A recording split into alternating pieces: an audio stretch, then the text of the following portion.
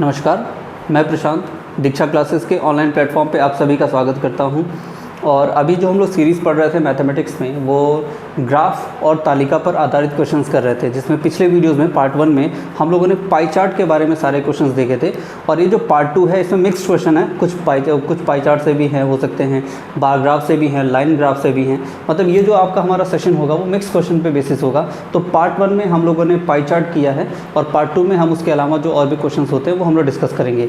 और ये मिला के 20 नंबर के क्वेश्चन जो आपके पेट में आने हैं वो आपको कवर करेगा। तो इससे आपको कुछ आइडिया मिल जाएगा कि किस तरह से क्वेश्चन आने हैं और हमको उसको कैसे सॉल्व करना है। ठीक है, तो चलिए बिना लेट के सेशन को स्टार्ट करते हैं। ठीक, देखिए सबसे जो पहला क्वेश्चन है वो ये है कि तीसरे, ये एक आपको ग्राफ दिया हुआ है, इसको पहले पढ़ के समझिए।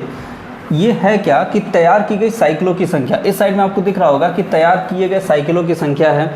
और ये दिखा रहा है कि सप्ताह, मतलब पहले सप्ताह में कितने साइकिल तैयार हुए, 800 साइकिल, दूसरे सप्ताह में 1300 साइकिल, तीसरे सप्ताह में 1060 साइकिल और चौथे सप्ताह में 920 और पाँचवें सप्ताह में 1440 साइकिल हमारे तैयार हुए हैं।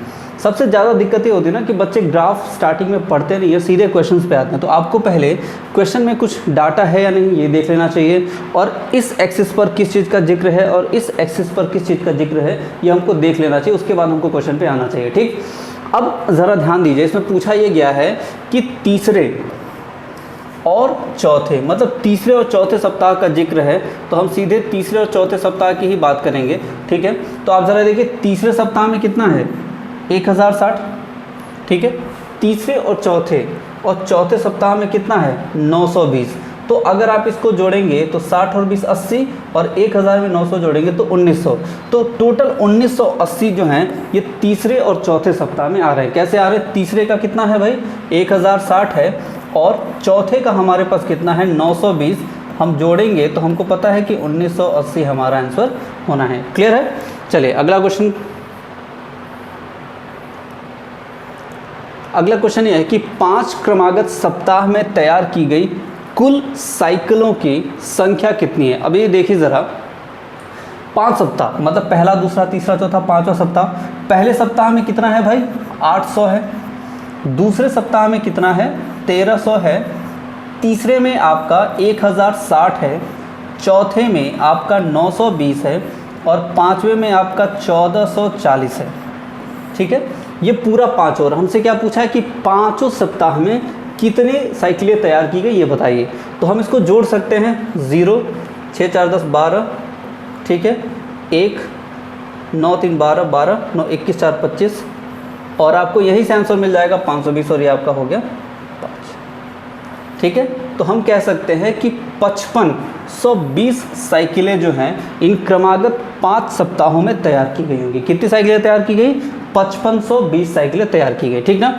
और हमसे ये पूछा था कि 5 क्रमागत सप्ताहों में, मतलब हर वीक में जितने भी साइकिलों का प्रोडक्शन किया गया है सबको आप ऐड कर लो। ठीक है ना। अगला हमारे पास क्या है, अगला क्वेश्चन ये है कि 5वें सप्ताह में तैयार की गई साइकिलों की संख्या है। तो अब बहुत इजी है कि 5वें सप्ताह में कितनी साइकिल तैयार की गई है भाई 1440। तो ये तो आप देख के आंसर कर सकते हैं। ठीक है ना। अगर मान लीजिए आपसे ये पूछा गया होता कि 5 सप्ताह का औसत, ये तो इस पे क्वेश्चन जो थे वो तो हम लोगों ने कर लिए, वो ठीक है, लेकिन इसके अलावा आपसे पूछ सकता था कि 5 सप्ताह में तैयार की गई साइकिलों का औसत कितना है। तो आप क्या करते हैं कि पहले जितनी भी साइकिलें प्रोड्यूस की गई 800 1300 1060 920 और 1440, इन सबको जोड़ने के बाद जितने भी है उससे आप 5 है, 5 सप्ताह है तो 5 से हम डिवाइड कर देंगे, तब हमको औसत भी पूछता है इसमें। ठीक है, इस क्वेश्चन में ऐसा नहीं पूछा गया, इस क्वेश्चन में तो सिर्फ यही बोला गया कि 5वें सप्ताह, तो 5वें सप्ताह में हमने देख के 1440 आंसर बना दिया। लेकिन अगर औसत पूछता पाँचों का तो जोड़ के हम उसे 5 से डिवाइड करते। अगर औसत पूछता कि सिर्फ पहले और दूसरे सप्ताह का औसत बता दो, तो पहले और दूसरे सप्ताह को जोड़ लेते, कितना हो जाएगा 2100, और 2100 जब 2 सप्ताह जोड़े तो 2 से डिवाइड करेंगे तो आपका इसका कितना हो जाता 1300 प्लस 800 डिवाइडेड बाई 2। ठीक है, कभी आपसे पूछ सकता है कि पहले और तीसरे सप्ताह का अनुपात बताओ, तो आप क्या करेंगे 800 और रेशियो 1060, फिर आप इसको काट सकते हैं इस तरह से भी क्वेश्चन मिल सकते हैं। देखिए कभी भी जो ग्राफ पे आधारित क्वेश्चन होते हैं ना वो 3 चैप्टर पे बेस होते हैं, मोस्टली 3 चैप्टर पे बेस होते हैं। पहला चैप्टर जो होता है वो होता है आपका परसेंटेज। परसेंटेज एक बहुत ही इंपॉर्टेंट हिस्सा कवर करेगा, ठीक है।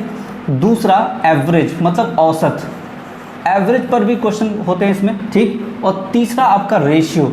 अगर ये 3 चैप्टर आपने अच्छे से पढ़ा है तो आप ग्राफ के क्वेश्चंस को करने में आपको ज़्यादा दिक्कत नहीं होगी, ठीक है ना। और इनके साथ साथ आपकी जो कैलकुलेशन पावर है वो अच्छी होनी चाहिए, मतलब आप गणना में अच्छे होने चाहिए। तो ये 3 चैप्टर आपके तैयार होने चाहिए, प्लस आपका कैलकुलेशन भी अच्छा होना चाहिए, तो आप इस तरह के क्वेश्चंस को आराम से कर सकते हैं, ठीक है ना। अब आते हैं हम लोग अगले क्वेश्चन पे। देखिए इसमें क्या कह रहा है कि वर्ष 2009 और 2008 में कंपनी के द्वारा विनिर्मित उत्पाद, पहले तो आप इस ग्राफ को समझिए ये क्या है। ये आपका है लाइन ग्राफ, यही है आपका लाइन ग्राफ, ठीक है। अब इसमें 2 तरह के ग्राफ आपको दिख रहे हैं। ऐसे ग्राफ आपने देखे होंगे क्रिकेट में अक्सर दिखाया जाता है कि ये जो टीम है, टीम ए और टीम बी है। मान लीजिए इंडिया का ग्राफ ऐसे गया, फिर आपका पाकिस्तान का ग्राफ ऐसे गया, ठीक है, नीचे आ रहा है, तो ये ऐसे, तो जो जिसका ऊपर गया वो जीत जाता है, ठीक है। तो आपको पता है ये ग्राफ क्या दिखाता है, 2 लोगों का जो प्रोग्रेशन है, दोनों लोग कैसे आगे बढ़ रहे हैं वो दिखाता है। ये लोग पहले थोड़ा सा अच्छे गए, फिर नीचे हुए, फिर थोड़ा सा अच्छे गए, फिर नीचे गए, तो ये ग्राफ जो है उसी चीज़ को दिखाता है ना। तो उसी तरह से इसमें भी 2 चीज़ है। एक ये वाली जो डायग्राम आपको दिख रही है ना, ये विनिर्मित है, मतलब जो ये वाला दिख रहा है ट्राइंगल वाला, ये विनिर्मित को दिखा रहा है, और बेचे गए मतलब ये जो चीज़ दिखा रही है बेचे गए। तो देखिए इस एक्सिस पर आपको क्या बताया गया कि उत्पादों की संख्या 1000 में, मतलब कि 2004 में ये 25,000, 2005 में ये 30,000, ये 2006 में आपका 40,000, ऐसे करके ग्राफ में दिखाया गया, ठीक। तो ये जो ग्राफ है विनिर्मित है और ये जो ग्राफ है बेचे गए, मतलब 2004 में 35,000 बनाए गए और 25,000 बेचे गए, ठीक है। इसमें 37.5 है, शायद आपको ना दिखाई दे रहा हो। ये 37,500 बनाए गए, 30,000 बेचे गए। ये ग्राफ ये दिखाना चाह रहा है, ये वर्ष का नाम है और किस वर्ष में कितने उत्पादों की संख्या 1000 में बनाई गई और बेची गई, ठीक। ये ग्राफ दिखा रहा है। पहले आपको ग्राफ पढ़ने आना चाहिए, ठीक है। उसके बाद कह रहा है कि वर्ष 2009 और 2008 में कंपनी द्वारा विनिर्मित उत्पाद, विनिर्मित मतलब हमको सिर्फ इस ग्राफ के बारे में जिक्र करना है, ये वाला, ठीक है। तो 2009 2008, 2009 में देखिए कितना है 52.5, तो 52.5 ये 1000 में दिखाना है तो कितना हो जाएगा 52,500, ठीक है। और उसके बाद क्या बोला 2008 में, तो 2008 में कितना है 48, और इसका क्या बोला इन्होंने अंतर बोला, तो माइनस कर लेंगे तो आपको 4500 जो है वो आंसर मिल जाएगा, ठीक है। एक बार फिर से समझिए, बोला ये है कि 2009 और 2008 में विनिर्मित, मतलब 2009 में विनिर्मित कितना है ये है, और 2008 में विनिर्मित कितना है ये 48, ये 1000 में है। देखिए ब्रैकेट में लिखा गया 1000 में, तो 52.5 का मतलब 52,500 और 48 का मतलब 48,000, उनका अंतर बोला, इसलिए हमने ये 52,500 में से 48,000 माइनस कर दिया, तो 4,500 आंसर मिल गया। अगर योग बोला होता तो हम इन दोनों को जोड़ देते, जिन दोनों को हमने माइनस किया था, ठीक है। इनका औसत भी पूछ सकता था, तो औसत पूछता तो आप क्या करते कि 52,500 में आप क्या करते 4800 को जोड़ते, और जो आता उसको 2 पद हैं तो 2 से भाग करते, तो ये आपको एवरेज मतलब औसत मिलता, ठीक है ना। चलिए अगले क्वेश्चन पे बढ़ते हैं।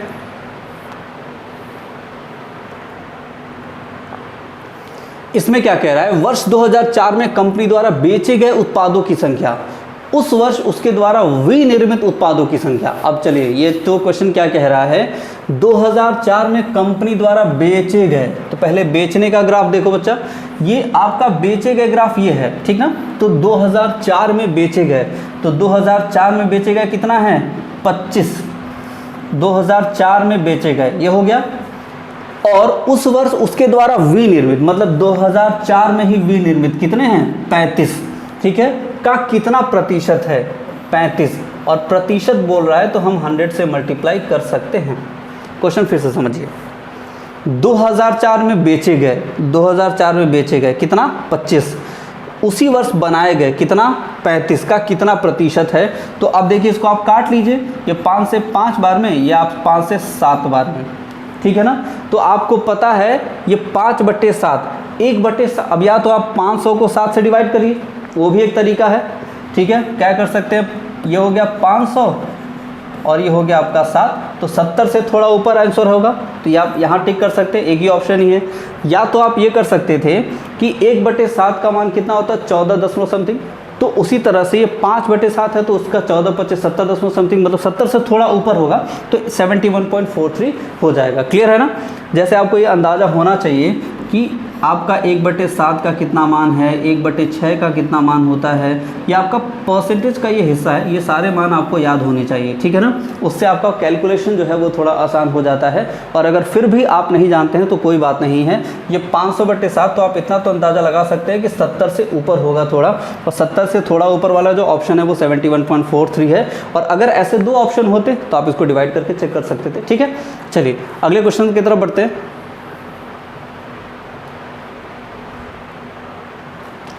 पिछले वर्ष की तुलना में वर्ष 2006 में कंपनी द्वारा बेचे गए उत्पादों की संख्या में कितने प्रतिशत की वृद्धि, देखिए यहाँ पे प्रतिशत का इस्तेमाल हुआ है, ठीक है ना। अब 2006 की बात कर रहा है, ये है ना 2006। पिछले वर्ष की तुलना में कितना बढ़ा भाई, पिछले वर्ष था कितना 30, इस वर्ष हो गया कितना 40। तो आप ज़रा ये बताइए 30 से 40 होने का मतलब कितना बढ़ा, 10 बढ़ा, और कितने पर बढ़ा, 30 पर बढ़ा, और गुणे क्या हो जाएगा 100, और 100 नहीं भी मल्टीप्लाई करे तो भी आना ही है। 100/3 का मतलब क्या हो जाएगा 33 सही 1/3, या इसको 33.33 भी कह सकते हैं। तो आपका ऑप्शन हो जाएगा बी, ठीक है। अब इसमें कुछ बच्चों को प्रॉब्लम क्या होती है उसकी बात करते हैं।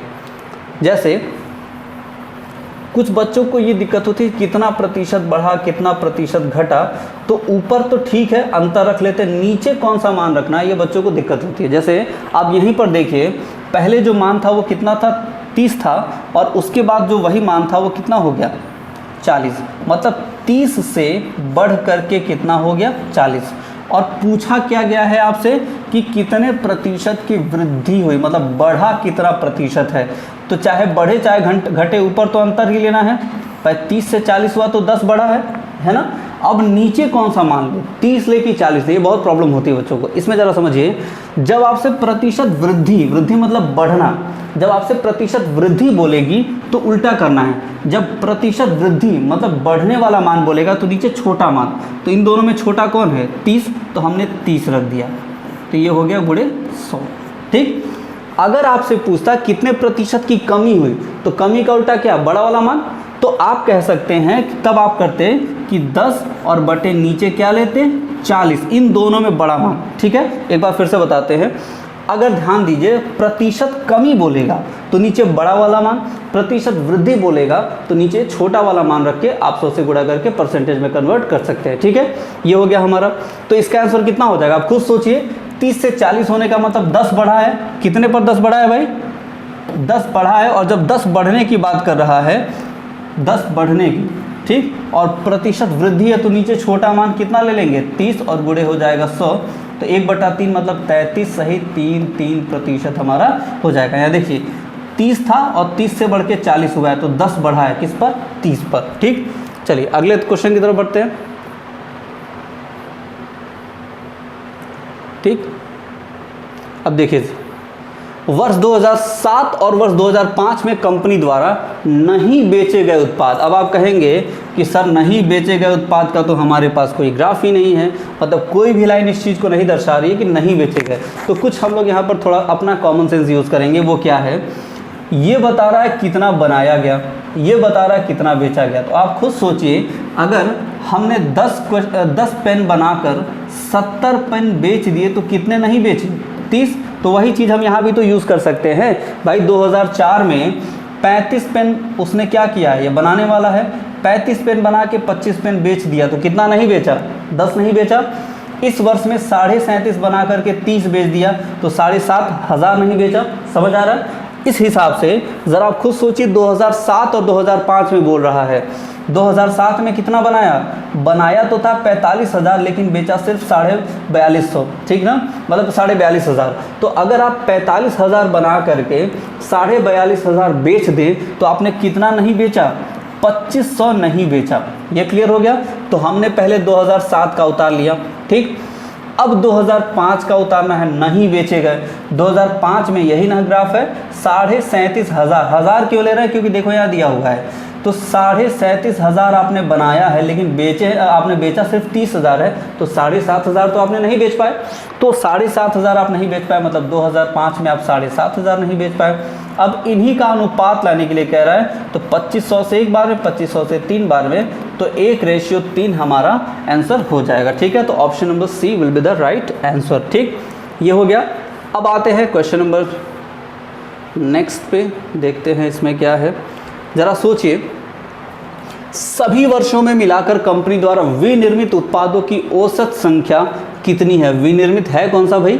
है ये वाली लाइन है विनिर्मित, ठीक है ना। ये ट्रायंगल जो छोटे छोटे आपको दिखाई दे रहे हैं, इनका औसत है। औसत हमने पहले ही बताया, सबको जोड़ना है, जितने पद है उससे भाग कर देना है। ठीक है, तो अब कितने हैं ज़रा देखो, आपको यही करना है कि आपके पास एक तो 35 है, ठीक, अभी 1000 मत लीजिए, लास्ट में इकट्ठे 1000 कर लीजिएगा, प्लस 37.5 प्लस 42.5 प्लस यहाँ पर कितना है 45 और प्लस ये कितना है 48 और वो कितना है लास्ट वाला 52.5। भाग किससे करेंगे? हमारे पास टोटल 6 पद हैं, इसलिए 6 से भाग कर देंगे तो औसत निकल जाएगा।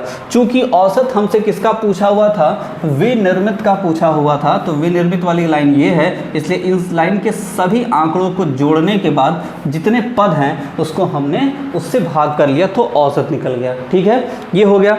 अगर हमसे विनिर्मित का ना पूछ करके बेचे गए का पूछा होता तो हम क्या करते? 25, 30 प्लस 40 प्लस 42.5 प्लस 42.5 प्लस 50 और भागा 1, 2, 3, 4, 5, 6 से डिवाइड करते तो निकल जाता। ठीक, जिसका पूछा। अब जो लास्ट में आएगा उसका 1000 से गुणा कर लेना कि सभी पद क्योंकि 1000 में ही है। ठीक है, ये पॉइंट क्लियर। दूसरा चीज़, इसका आंसर आप लोग कमेंट बॉक्स में बताएंगे, सभी लोग इसका आंसर करेंगे कि इसका आंसर आएगा कितना औसत, इसका भी। और अगर इस क्वेश्चन में विनिर्मित का ना पूछ करके बेचे गए का पूछता तो भी कितना आएगा, तो प्लीज़ सभी लोग कमेंट करके बताएंगे कि इस क्वेश्चन का आंसर कितना होगा। ठीक, अब हम लोग बढ़ते हैं, देखते हैं आगे क्या है। ठीक है, चलिए आगे देखते हैं। देखिए इस वाले क्वेश्चन में क्या कह रहा है, शहर के ऐसे कितने विद्यालय हैं जिनके यहाँ होगा, जिनके यहाँ पढ़ने वाले छात्रों की संख्या 1000 से कम है। ज़रा बताइए। अब देखिए यहाँ पे थोड़ा सा पॉइंट को कुछ समझ लीजिएगा आप लोग।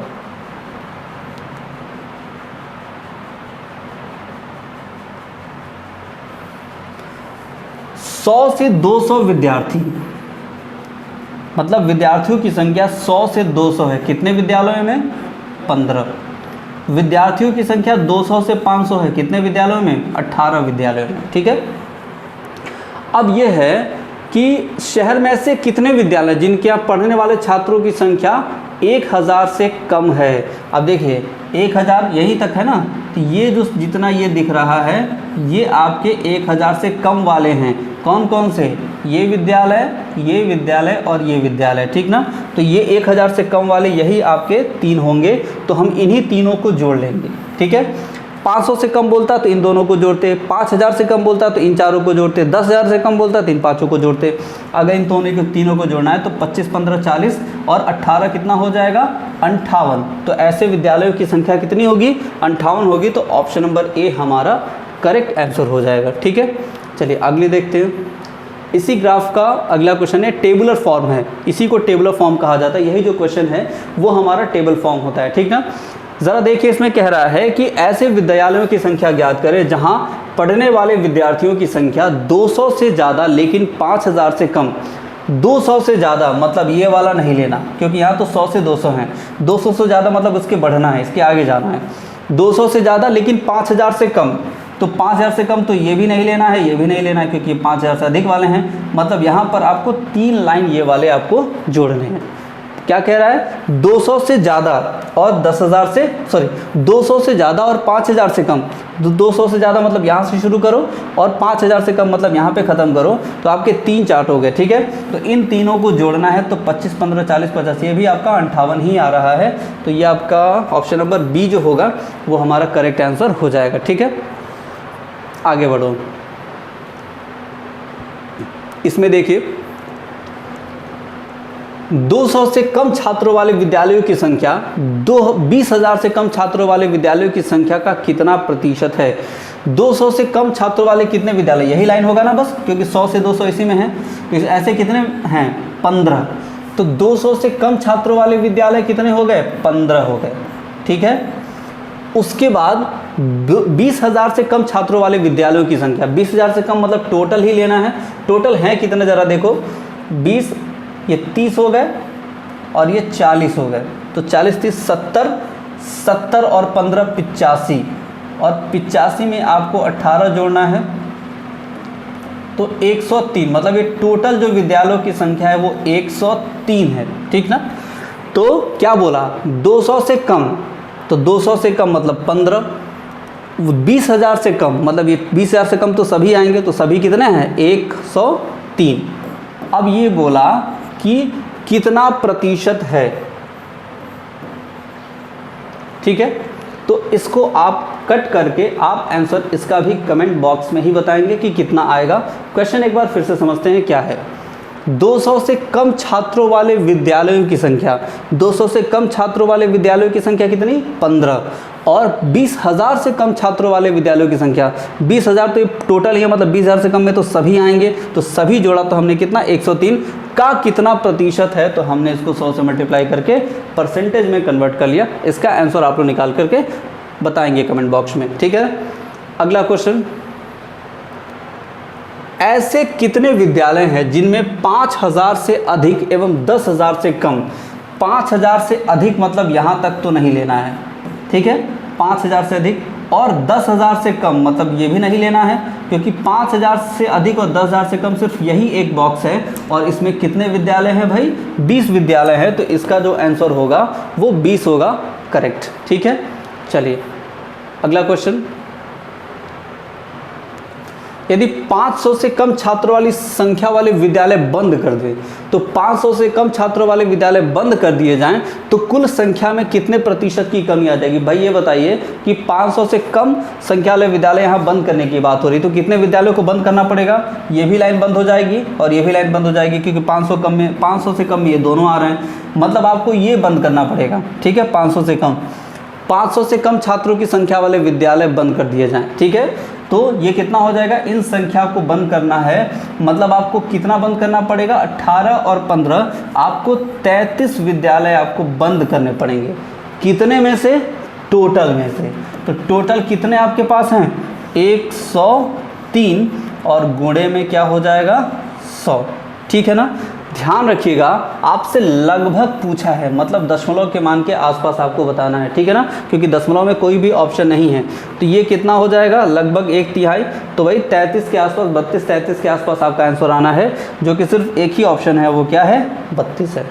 क्लियर हो गया, चलिए अब ये अंतिम प्रश्न था। तो आप लोगों ने इसमें देखा कि हम लोगों ने लगभग चार्ट के तरह के चार्ट भी क्वेश्चन थे हम लोग के पास, लाइन ग्राफ के भी क्वेश्चन थे, ये टेबल वाले भी क्वेश्चन थे। ठीक है, और इसमें लगभग हम लोगों ने हर टाइप के क्वेश्चन, जो कि पिछली वीडियो में छूट गया था, पिछली वीडियो में हमने सिर्फ ये बार ग्राफ का क्वेश्चन है, पिछली वीडियो में हमने सिर्फ पाई चार्ट के बारे में डिस्कशन किया था। तो आपके जो 5-5 नंबर के 4 सेट आने हैं, लगभग हमने टच कर लिया है। अब आपको को थोड़ा बहुत आइडिया हो गया होगा कि आपको क्वेश्चन कैसे करना है। आपको ध्यान ये देना है कि आपको बेसिकली 3 चैप्टर्स तैयार होने चाहिए, percentage, average and ratio, proportion, ratio.